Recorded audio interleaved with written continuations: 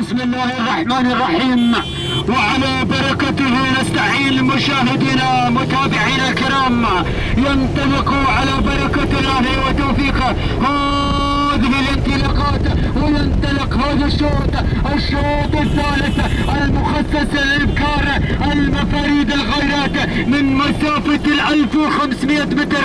هنالك جائزة نقدية قيمة مقدمة للفائز بالمركز الأول. نتابع المقدمة والصدارة وأول المنطلقين في هذه اللحظات العنود.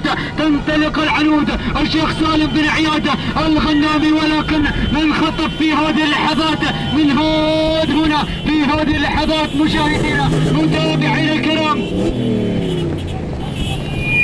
من جسارة لسيد احمد بن سويري ابو راضي، والمركز الثالث القادمة في هذه اللحظات حلوة من محمد بن عبيد العمراني، والقادمة من غيرت في هذه اللحظات الله يا وصول هنا من قدم الخداع عيد بن سلامة الحوافي. وايضا هنا وصلت الاسماء القوية، وصلت الشعارات، وصلت فزعة محمد بن سالم ابو دية مهدي بن محمد في عملية التغمير، ولكن ابو سويري احمد بن سويري ابو راضي الله العمراني في معركة شديدة، في معركة طاحنة، في فشار تحدي، في إثارة بين اسمين لامعين، اسمين قويين في هذا اليوم، في هذا التحدي. الله الله الله للعمراني، ويلا يا ابو راضي، يلا يا احمد، يا ابن سويري، يا ابو راضي، ويلا يا محمد، يا ابن عبيد العمراني. النقطة الرابعة، النقطة الرابعة، ولكن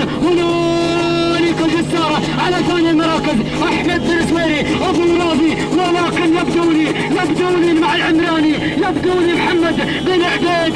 النقطة الرابعة في صباحك هذا اليوم، اسعد الله صباحك يا محمد يا بن عبيد للعمراني للمرة الرابعة التالي في صباح هذا اليوم، في صباح انجازات تهانينا والناموس لسيد محمد بن عبيد العمراني. المركز الثاني وصلت صبحة لسيد خميس بن سرحان الحوطي. المركز الثالث وصلت جسارة احمد بن سويري ابو راضي تهانينا والناموس لسيد محمد بن عبيد العمراني على فوز حلوة بالمركز الاول. التوقيت الزمني دقيقتين 17 ثانية 97 جزء من الثانية تهانينا والناموس.